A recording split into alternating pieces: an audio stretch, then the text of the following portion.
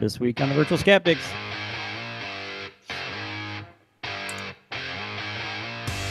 Bob has had enough again. Eve has a bee in her bonnet. Barb is feeling small and alienated.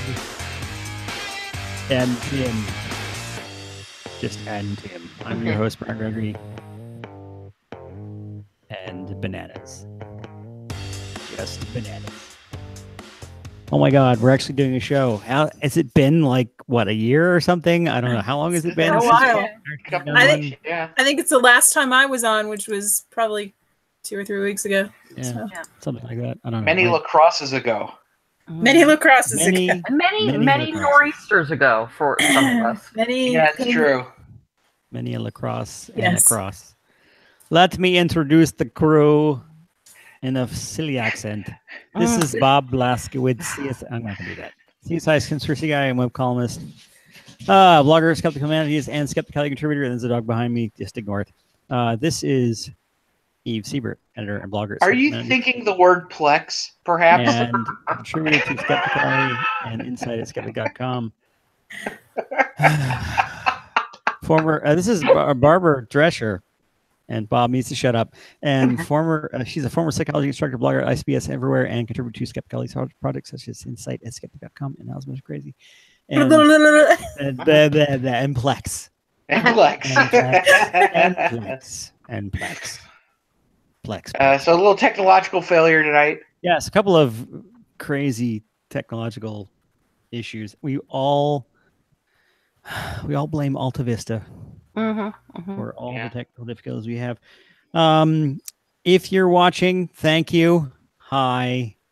And if you want to contribute or make us laugh or somehow get mentioned on the show, you can do that in a few ways. You can use the YouTube chat thing, which a few people have already been on there. Pierre Cloutier and Steve Exton have already been contributing.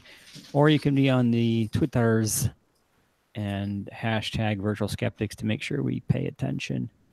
And I want to reassure John Anderson that, yes, we are all doubting the existence of the Tim Farley at this point. Yeah, we haven't seen enough evidence. I know. Yeah. It's just, and anyone else who questions his real existence. Yeah, I'm not. Yeah, the Krelnick. We're not sure about the Krelnick. The Krelnick. The Krelnick has disappeared into the Twitterverse somewhere. Okay, up first is not the Krelnick. It is Barbara. Barbara is That's me. Small and alienated. She's not small. I'm so glad Eve must have written that one because I forgot to put it in there, and I'm glad because I wouldn't have come up with that. That's brilliant. Yes, I'm feeling small and alienated. I'm going to talk about this little guy. If you'll bring up the slide, please. I'm doing it. Oh my God. Yeah. Actually, bring up quite alienated indeed. Bring up the next one because you can see how tiny this thing is. This is so cute. Isn't it cute? It looks like a little doll. This is a mummified body that was found in the Atacama Desert in Chile. In the driest place on Earth, by the way. Is it? It's in the cone, the like dry cones behind two mountain ranges that intersect, and it can go, centuries without raining. Oh, centuries. That's ugly. So yeah, this has actually been named Ata, for short. The skeleton is only about 6 inches long. But the age of the bones suggests that the creature was 6 to 8 years old when it died, and it has 10 ribs, and you can easily see the anomalous shape of its head. So scientists had some mysteries to solve. But the thing actually changed hands, like literally many, many times. So it's now left-handed? This, it changed ownership and so forth, and so that's probably why it took so long. Also not left-handed. I am not left-handed. I'm not left-handed either. So anyway, that's probably why it took so long for this mystery to be solved. But There were, of course, a number of people claiming, or at least suggesting, that the creature is at least partially extraterrestrial in nature. They also claimed that the specimen was thousands of years old, because it looks old. But this past December, there was a documentary that was promoted for many months called Sirius. And it was promoted as a piece that would reveal the DNA makeup of Atta, as well as exploring government cover-ups of extraterrestrial visitation and blah, blah, blah. Well, in this case, we might not even need a government cover-up. People may have been squishing them accidentally. Just walking along, squish. Yep, and that's probably why we haven't seen more of them, yeah. So, do they have small hands? To quote, it looks like pretty small hands. To quote an article about it, early PR for Sirius referred to the paradigm-shifting physical evidence of a medically and scientifically analyzed DNA sequenced humanoid creature of unknown classification. So they really made it sound like, this was going to be... they had science words. They had a bunch of alien. Yeah. Yes. Well, they did have the documentary did have a bunch of, it had some legitimate science in it, and it had a legitimate scientist who studied the DNA of this creature and revealed that the DNA testing led those scientists to conclude that the creature is... Anybody? Totally an human. Alien. Oh, human. Darn, I didn't see that coming. And it's only about 40 years old. It's not thousands of years old. It's only about 40 years old. That's pretty small for a 40-year-old human. There were still some, yeah. Well, you know what I meant. It died like 40 years ago. Okay. So at the time, however, there were still some questions that were unanswered, namely what accounts for the size and the shape of this creature. So last week, there was a study published that accounts for the size and the shape of this creature. They identified 7 genes with mutations, multiple mutations. And to quote them, together these created, or an article about it, together these created bone and musculoskeletal deformities like scoliosis and skeletal dysplasia known as dwarfism. Most importantly, they determined that it was not, as initially thought, a 6 to 8 year old child, but likely a fetus. No shit. Well, they thought that here's it, but it's 6 inches. Wait, Bob. Yes, but there was good reason to believe more. There was good reason to believe that it was 6 to 8 year old child because the bone age was 6 to 8 years old. What they discovered in the DNA analysis, however, is that the genetic analysis revealed a rare bone aging disorder that made it appear to be older. So the bones are like the bones of a 6 to 8 year old child because of this disorder that accelerates a very rare bone aging disorder. I don't know exactly.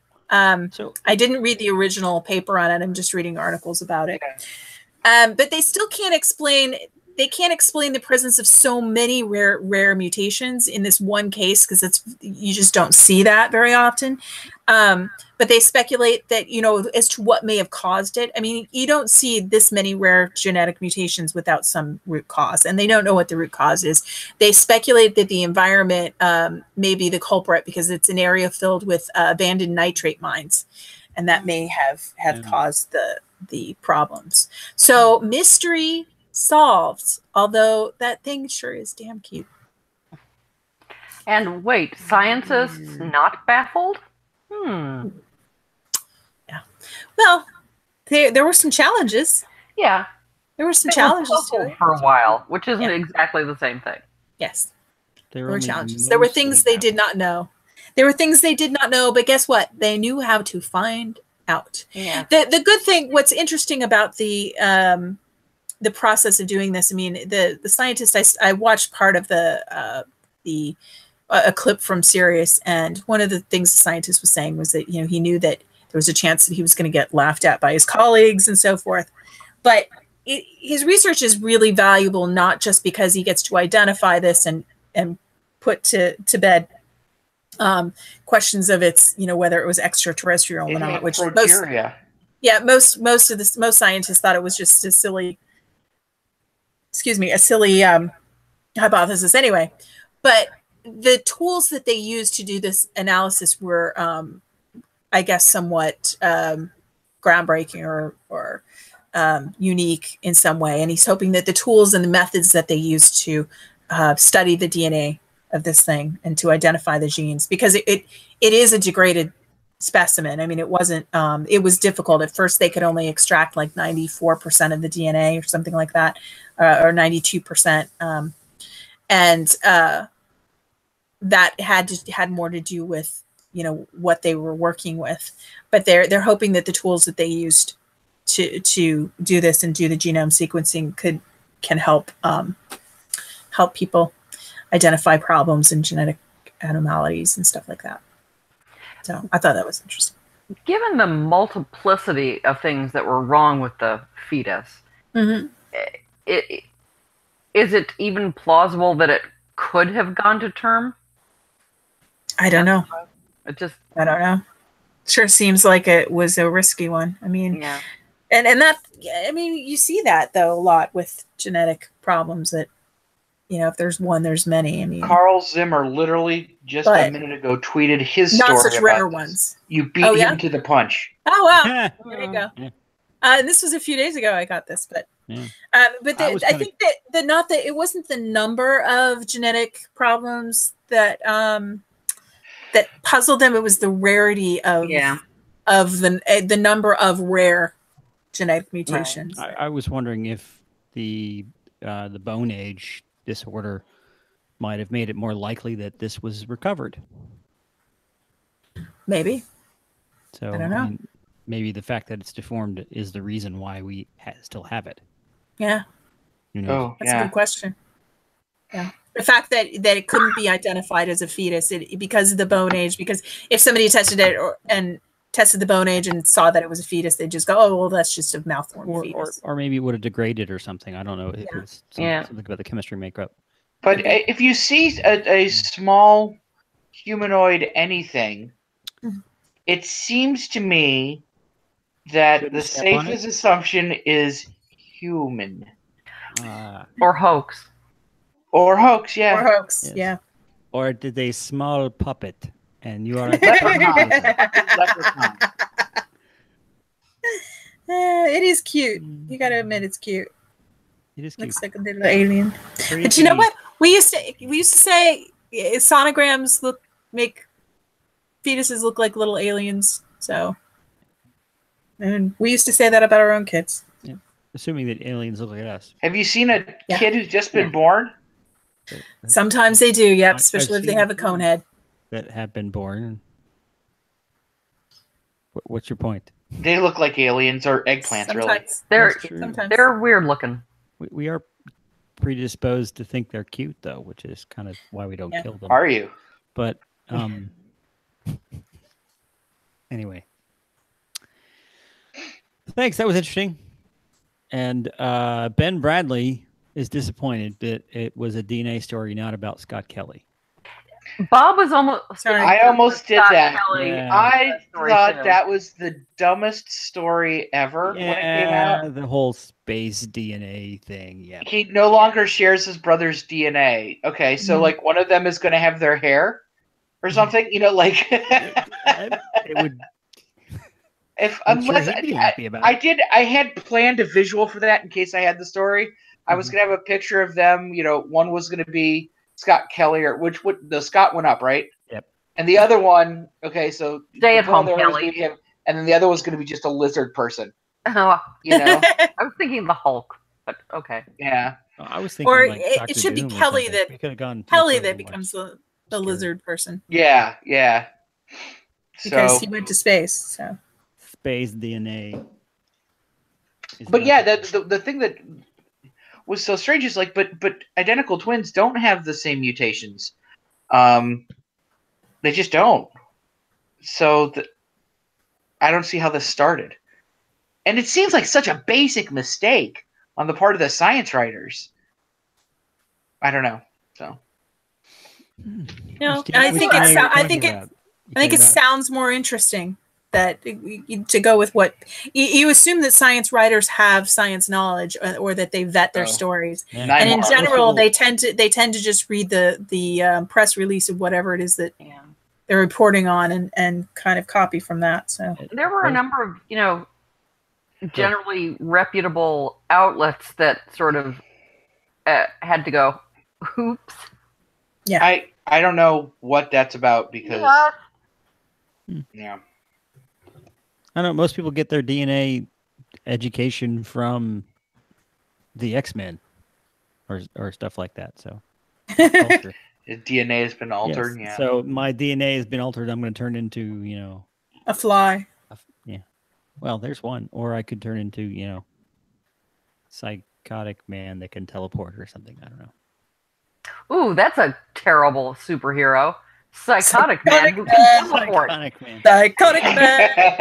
Any sort of superhero who has a relative flaws to explain his name or try to lock him up. He'll just teleport out. Yeah. And be psychotic.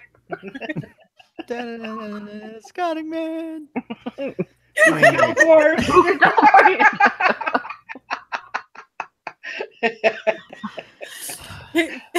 And you know, just the entire title sequence is, you know, him in a straitjacket doing this, and then all of a sudden he just disappears in a straitjacket there, laying on the ground by itself. You know, we need quantum straitjackets now. Yeah, like Magneto. Yes, quantum straitjackets. Anyway, Bob's next.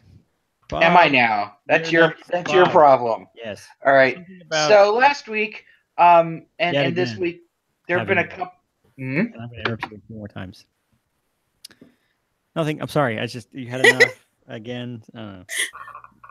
Go. So, the last 2 weeks have been very busy in conspiracy theory land.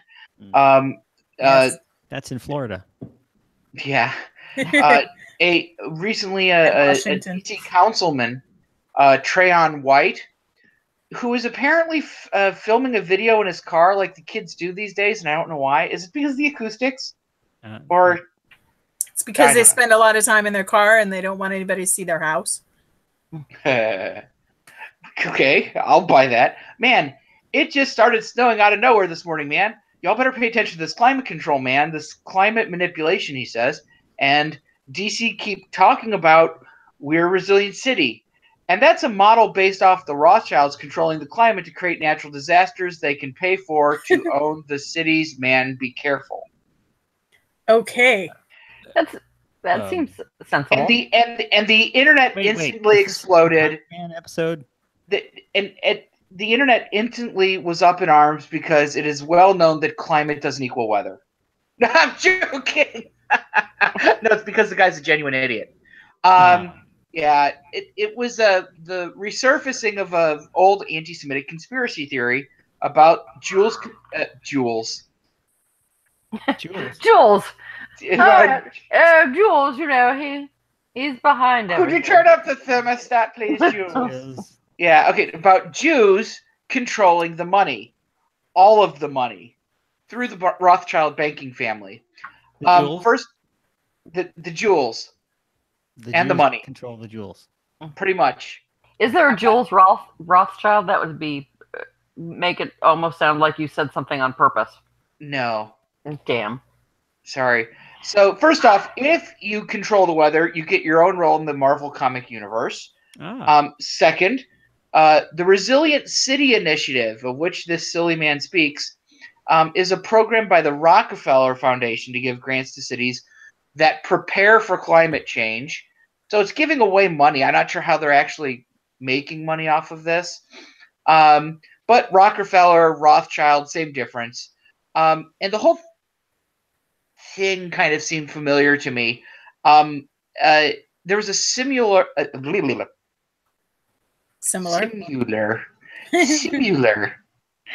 That's the new standard pronunciation is simular. There was a similar innocuous non-state initiative, something that was called Agenda 21, which was a non-binding 1992 UN Statement of Principles about how to develop sustainable cities. And why? Well, according to the conspiracy theorists, to do a genocide and reduce the population. Yeah, so you see these non-state actors are who may have allegiances that are not to the country, often singled out. Jews are a perfect example of this. He was mixing up his conspiracy theories, and I have no reason to think that he intentionally vomited an anti-Semitic conspiracy theory onto his Facebook page. I think that he's scientifically illiterate, and that he apologized profusely for regurgitating, the anti-Semitic part, but he never apologized for getting the idea of climate control wrong. Of course not. The narrative fit his what he wanted to talk about, which was that climate change is not real. Yep, he's an elected official. Yeah, well, there's a lot of crazy elected officials today. Oh, I know. I could go on for literally minutes about that. Anyway, the other conspiracy theory that I'd want to talk about really quickly is one that revolves around that kid David Hogg from the Parkland shooting. So they have what's the girl's name? Emma something? Gonzalez. Gonzalez. So there are a couple of things happening now. The right is kicking back against what looks like a fairly motivated group of kids. And as far as I can tell, they're kicking so hard that their foot ends up in their mouth. And their head up their ass. It's really it's really quite amazing. That doesn't happen very often. Yeah. As far as I can tell, every punch that the right has thrown at these kids has missed badly. So what we saw were claims on a conservative blog called Red State, and a website called Big League Politics, that both made the claim that David Hogg wasn't on campus at the time of the shooting, and therefore he's lying, and therefore it never happened or something, whatever. And their evidence were two different clips. One that said he had hidden away with other students during the shooting, and another one that said that he came back to campus at 6 p.m. Came to campus at 6 p.m. after the shooting to do interviews because he's a student journalist. And they said one of these has to be a lie, as if he couldn't have been there and come back. And it's one of these, one of these conspiracy theories that relies on decontextualized information. And I don't think that I don't think it's an honest mistake. I think that these people are just slimy. Because it's such a basic mistake to make. But it was on InfoWars. They're straight shooters. Oh my god. And thorough. By shooter you mean bang bang. On the grassy knoll. Yeah. Straight.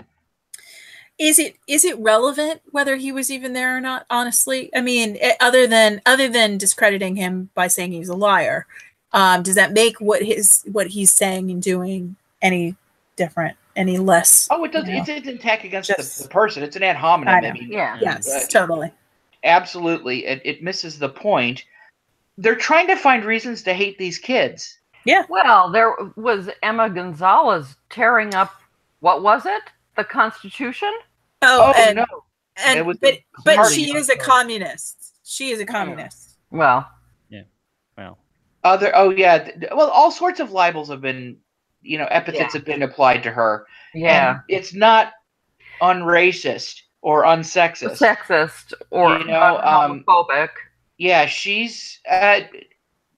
I'm pretty sure that she would rather not have been shot at. Yeah, or and this is why these kids have why they have cred. They've been there, and they have things like gravitas and dignity. Yeah, I was going to say, I don't even care whether they were there or not. I care how they're purporting themselves and their commitment to what they're doing. And I don't care if they're being coached by adults. I actually hope they are, because I can't imagine so many of these kids are so good at what they're doing right now, because they are very good at it. What she did at that rally, the whole structure of her little talk and the silence was so powerful. It was very moving and just so well done. And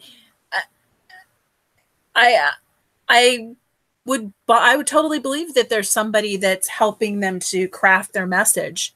And I have no problem with that. It doesn't make the message any less. And the fact that they were shot at doesn't mean that much to me either. It's the fact that they don't want to be shot at anymore, or that the fact that they don't want to be shot at, period, that matters. Yeah. They don't have to have been shot at to not want to be shot at, you know? Mm-hmm. So that's my feeling on it anyway. No, I think that they're doing a commendable job. I think that we often underestimate what the capacities of a motivated kid can be. They can do some pretty impressive stuff. They can. But even if they are being coached, does that make it any less? No, absolutely not. Advice. It doesn't even have to be, coaching. Or does that mean that they don't care about what they're saying, or they don't mean what they say? I mean, did you see the girl who threw up on stage? That's how I heard about it. Yeah. Oh, it was so, she was so ramped up. The adrenaline in her system was so full and so raging at the moment that she got halfway through what she was saying and she threw up on stage, and then she went back and finished what she was saying and laughed about it. But that's how important and how emotionally invested she was in it. That's what I saw. I saw a young woman who was just so emotionally and just committed to what she was doing. And maybe a little nervous because there's thousands of people she's talking to as well. National coverage. International coverage. Yeah. But that's how, the way she handled it and the way she handled herself was just, I was just so impressed. I was so impressed. Yeah, these are impressive kids. Yeah. And you were saying that you don't believe it was sort of an honest stupidity where they came up with a stupid conspiracy theory. I agree, but Red State, I think, actually published a correction or posted a correction and apologized.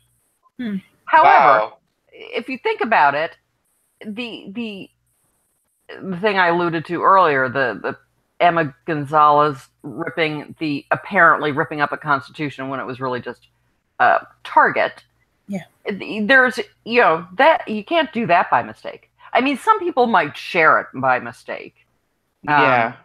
But whoever initiated that, somebody created exactly what they were doing. Yeah. Well, the other thing is David Hogg was giving a Nazi salute. That was the other thing. This is not a Nazi salute. This is Nazi.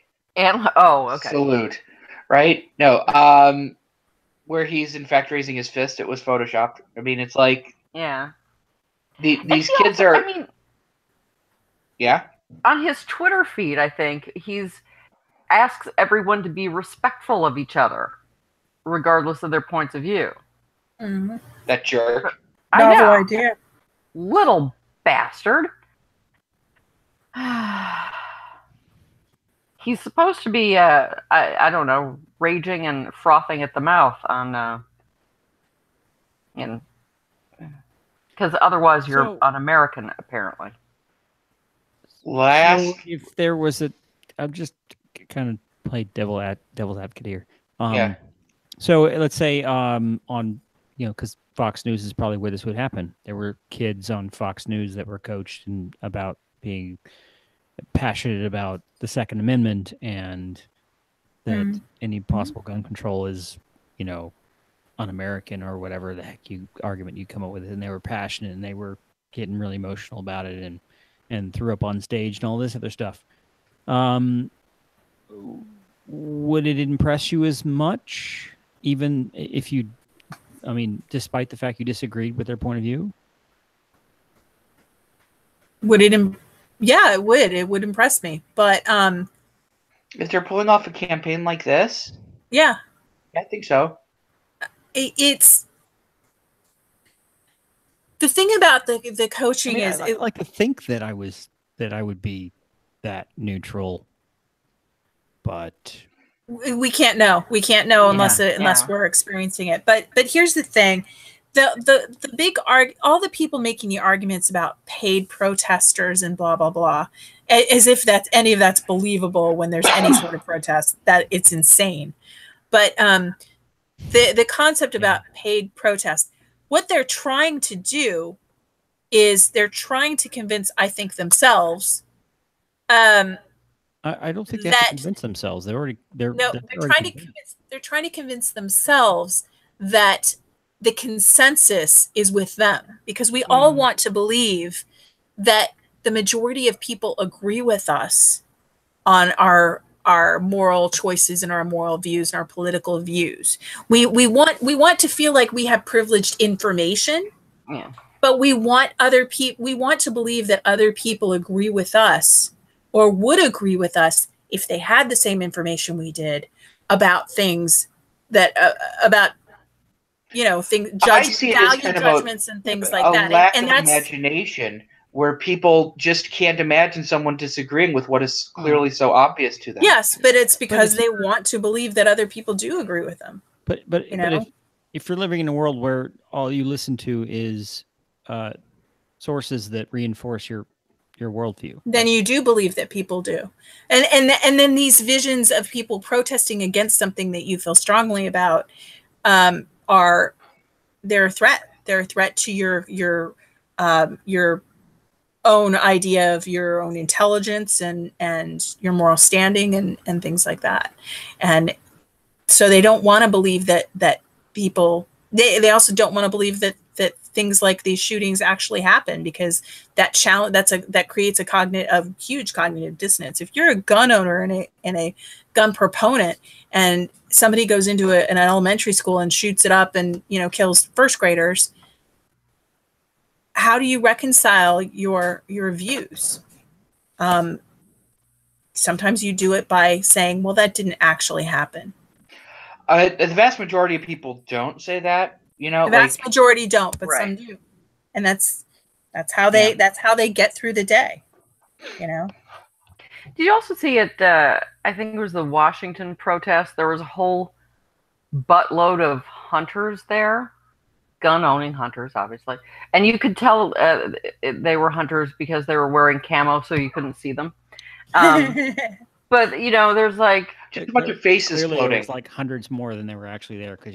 But talking about, I have a gun, I hunt, I don't need an AR-15, and the NRA doesn't represent me. It's like, well, good for you. I said it that condescendingly. Yeah.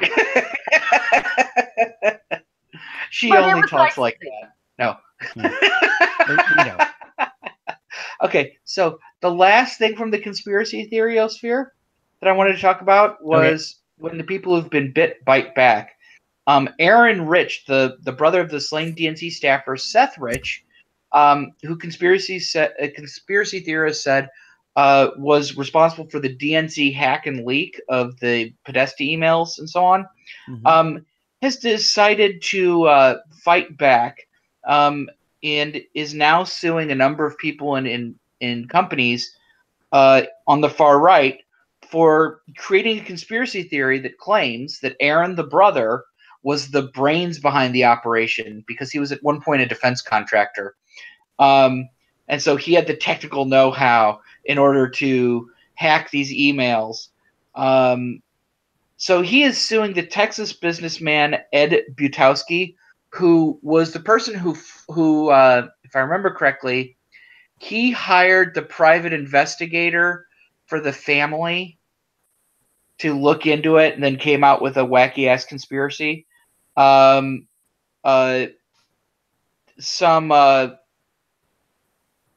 Looney Tune media outlet called America First Media and its founder, Matt Couch, as well as the Washington Times. And they're suing them for reckless disregard for the truth, for emotional distress and damage to his reputation. I say, God go with you. You know, I hope you make their lives really uncomfortable, because these are shitty people doing shitty things shittily. Shittily. Why don't you tell us how you really feel, Bob? I don't know. It's nice to see somebody swinging back.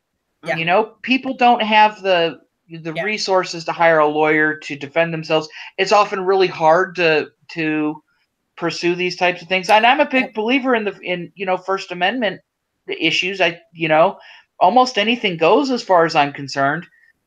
But you shouldn't have to. Yeah, these people are victims of public smear campaigns. Defend yourself. Yep. So, I don't. It's not as if who they're not going after is Sean Hannity, who spread that fucking thing. You know, the DNC hack. I think probably because he didn't mention Aaron, as far as I remember, didn't mention the relatives.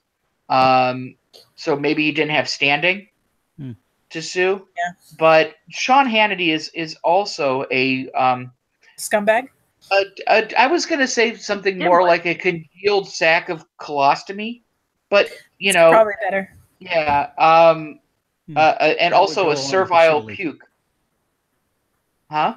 That would go along with the shittily doing things. Yeah. Yes, totally. Yeah. So there is a whole scatological. Right, or is it shit like doing shitty things shittily that are shit? It's totally shitastic. Version of shit that I'm stuck on. Shitly? Somebody needs to conjugate that. Anyhow. Jules Shitley. A very surprising lizard person. Yep. So, I say go for it. Make those sons of bitches uncomfortable, because they've goddamn earned it. Absolutely. Go Shitley, my friend. Yeah.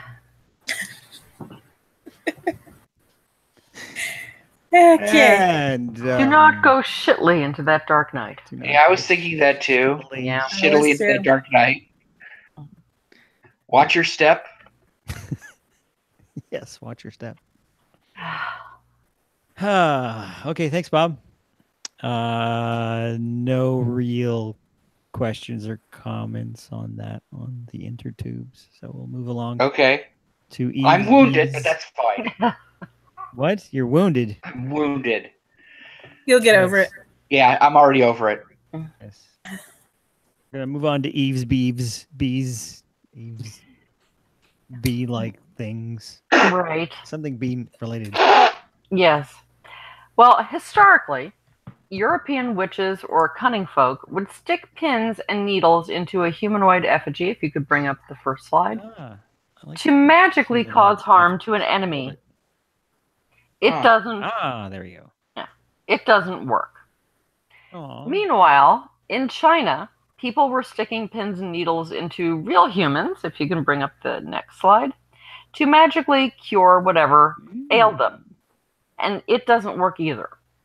But as long as the needles are properly sterilized, it probably doesn't usually cause too much damage. Although, frankly, to me, it makes better sense to stick pins into your enemies directly, and then stick pins into effigies of people you want to help. But whatever. Another popular... I'm confused. Yeah, I'm confused too. If you're going to stick pins into people, right? Then stick them into the people you want to hurt. Yeah, rather than the people you want to help. I understand. I get you. Yeah. Boy, the timing of that was awful, but nothing. No, so we're going to stick pins in Bob, huh? Yes. I am fine with that. Bring it. Okay, that's now weird. Spikes. Anyway, another popular area of alternative medicine is apitherapy, which is pretty much anything to do with bees. Honey has been used in folk medicine for a very long time, and it may actually have some very limited benefits. But that doesn't necessarily mean that everything a bee secretes is a miraculous panacea. And yet practitioners and proponents of apitherapy use honey, pollen, propolis, which is bee glue, royal jelly, and venom to treat a vast number of ailments. Steve Novella notes that apitherapy.com claims that bee venom can be used to treat over 500 conditions. Always a red flag for quackery, he points out. There have been a number of 500 conditions are all the same thing. Yeah, which seems unlikely. There have been a number of studies and meta-analyses of various bee-associated therapies, especially in Korea and Brazil. Some studies have reported positive results, but the meta-analyses suggest that these were rather badly designed studies. Bee venom has been used to treat arthritis and other inflammation, migraines, idiopathic Parkinson's, cancer, and multiple sclerosis. The evidence is not strong for any of the claims, you'll be surprised to learn. Novella, a neurologist, who's this guy? Just kidding. Yeah. But notes that there's no scientific evidence that bee venom has any positive effect on multiple sclerosis, which is one of the conditions most commonly treated with bee venom. No kidding. Yeah. That could be false positives too, man. Well, yeah, he talks about that. Yeah. But there is some evidence that it may make it worse. Jesus. Which is bad. But okay, let's say bee venom doesn't work and acupuncture doesn't work. Maybe, just maybe, if we combine them, that would work. If you could bring up the next slide. And please note on this slide, the practitioner's dirty fingernails. Oh, Christ. Yeah. Oh, my God. God, he was... Oh, you were kidding. Jesus oh, my God. Christ. I know, it's There's bad enough. everything wrong with this picture. It's just... Yeah. Oh. Well, okay, you'll be surprised to discover there's little to no evidence that bee venom acupuncture works either. A 2005 literature review looked at several studies that purported to Titled, show... I can't believe I have to fucking review this. Yeah. Looked at several studies that purported to show that bee venom acupuncture was an effective treatment for arthritis, but the studies were not rigorous enough to meet baseline standards. I want to know. Wait, Eve. I want to know where you got this picture. I don't know. It was one of the many. It was a week ago, so I don't remember. One of the many stories about the. If they're trying to sell it using this picture, or if they're trying. Don't think it was. Because that's gross. That is gross. I just can't believe somebody let that go with that. I mean, it's like in your face, you know? Yeah. But well, you can't. Hand, I don't know where it comes from, but it is someone actually being stung by a bee. Cleanliness is unnatural, so. Yeah. But while there is no evidence that bee venom helps with any condition, it does have, you'll be surprised to learn, a very high incidence of adverse reaction. Because it's fucking bee venom. Yeah. People who get it kills people. Bees tend to have adverse reactions. So do the bees, by the way. Yeah. Get their butts ripped out. Yeah. Yeah. Well, and they die, I believe. A 2015 meta-analysis found that, quote, compared with normal saline injection, bee venom acupuncture showed a 261% increased relative risk for the occurrence of adverse events in the randomized controlled trials. Is that bad, Eve? Huh? Is that bad? It seems like it would be. However, the authors admit that this figure might be overestimated or underestimated owing to the poor reporting quality of the included studies.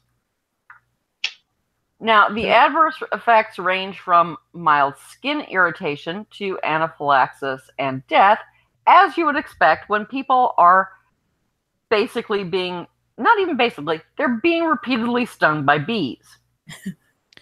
Recently, two Spanish doctors published a short article in the Practitioner's Corner section of the Journal of Investigative Allergology, which I didn't know was a word, and Clinical Immunology. The article is called, wait for it, Death Due to Live Bee Acupuncture Apitherapy.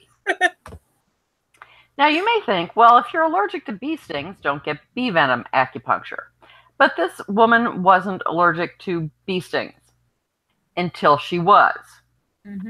She was a 55-year-old woman who'd been attending apitherapy sessions every 4 weeks for 2 years with good tolerance, say the authors. She was being treated for muscle cramps and stress. During one session, when I get stung by bees, I get stressed out myself. Yeah. Well, allergies are the kind of thing that the increased exposure increases your risk. Yeah, exactly. Of getting an allergy.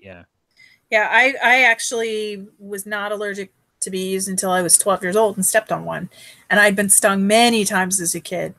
But I don't like, throat swell up and everything. My foot swelled up, but that had never happened before. It happened suddenly. But you avoid getting stung now. You don't go get this. Exactly. My sister-in-law developed a peanut allergy recently. Wow, really? Yeah, that's interesting. To the point where you can't hug her if you've had peanuts recently. Yeah. Wow. Yeah. Because this is why we can't have PBJ in schools.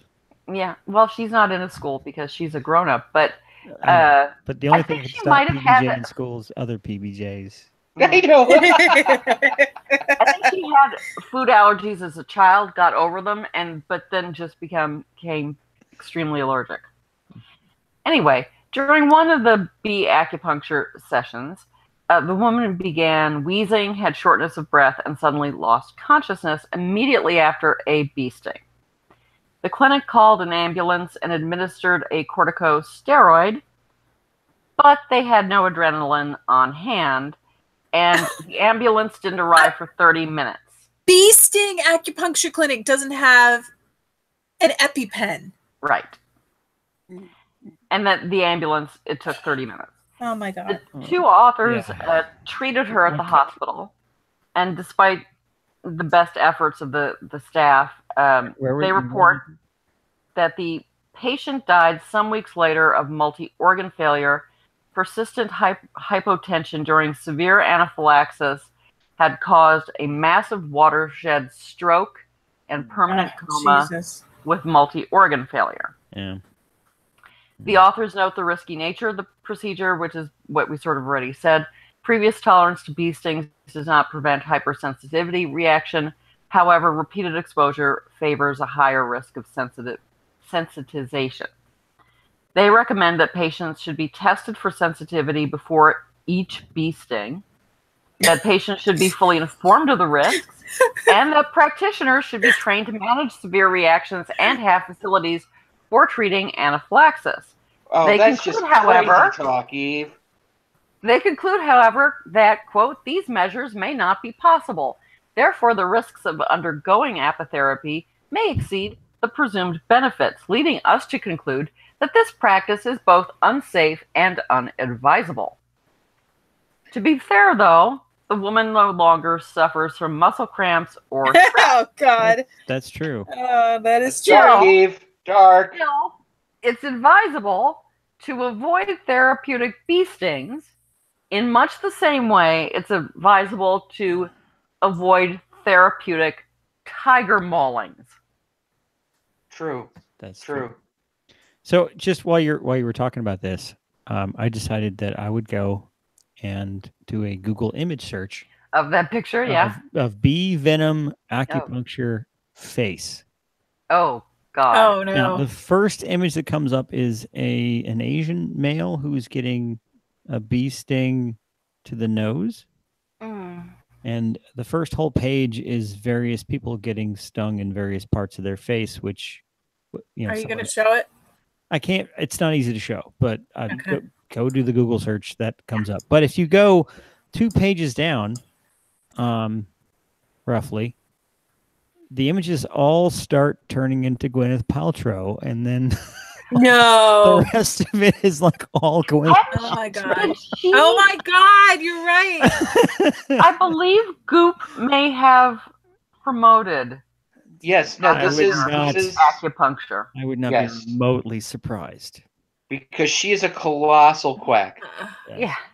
So I mean, I'm sorry, but it just sort of seems like obvious. Don't pay someone to make bees sting you. Yeah. Yeah. You should do it for free. The real truth about bee sting therapy from a website called homeremedieshop.com. I wonder what they're going to say. Well, this was horrifying. There was one case study I saw where a woman who I believe may suffer some sort of pain disorder, but also severe mental illness.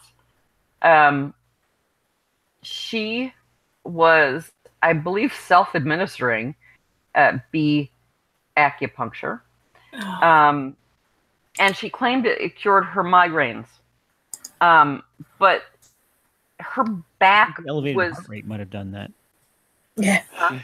Her back was scarred from, horribly scarred from this. And they said it was just part of her self-harming, of which she had a history. So, yeah. So that was uplifting. Yeah. Sorry. Oh my God. We're such happy people. Yeah. That was, this is not from me. This is from the internet, which I will quote him in a minute, but that was unbelievable. You can thank that wasn't Steve Blake, Exton. was it? No, that was Steve Exton. Okay. On the YouTubes. Thank you, Steve. Ouch. Yeah. I'm having an anaphylactic reaction to that. Funny. Yeah. Wow. Yes. Thank you. Very, very much. So, on that note, I think we've covered everything. Is there anything else we should do? Is there any announcements this week? I don't think so. No. Any announcements? We're having a pseudoscience fair at Stockton in a couple weeks. My students are going to be presenting their pseudosciences. Of any of our viewers that just happened to be. We'll be in New Jersey at the time. And then tomorrow is our holistic health fair on campus. Lovely. I'm going to go in early. Oh Do you think there's going to be any bee sting acupuncture? If there is, I will Call let the you cops. know. Okay. Yeah. I am, Did you have a rogue America virtual skeptic roaming around your workplace today? Emerita virtual skeptic Sharon Hill was at Goddard today doing a talk about earthquake lights, which I missed, unfortunately, but I heard it went well. And I saw her face on the big marquee at the front gate, which is why I knew it was happening. But yeah, it's too late for all you science people watching this to check that out because, it's unless you can time travel. Yeah. In which case, you get to be on the show. Yeah. Except you're not, so you can't because the show's over. Well, yeah. Yeah. Just go back and show up, like, in front of the Plex. Yeah. And we're good. So, no announcements. And we've took a vote earlier, and we've decided that we're not doing book time today because did we take a vote? Was it a vote? I thought I don't think there was a vote. I think there was kind of, I think there was a little bit of whining involved. Yeah. And then, It seemed like it was a vote in much the same way that Russia just had an election. Yeah. Yes. we had a We had a Russian vote. That and- decided, We decided Yes. all to read Yes. Vladimir Putin's collected Vladimir works. Gregory decided to not do book time today. And Thank you, comrade. so unless there's anything else the Twitters want to add to the show, wait, you get 5 seconds. 5, 4, 3. Sorry, too late. That's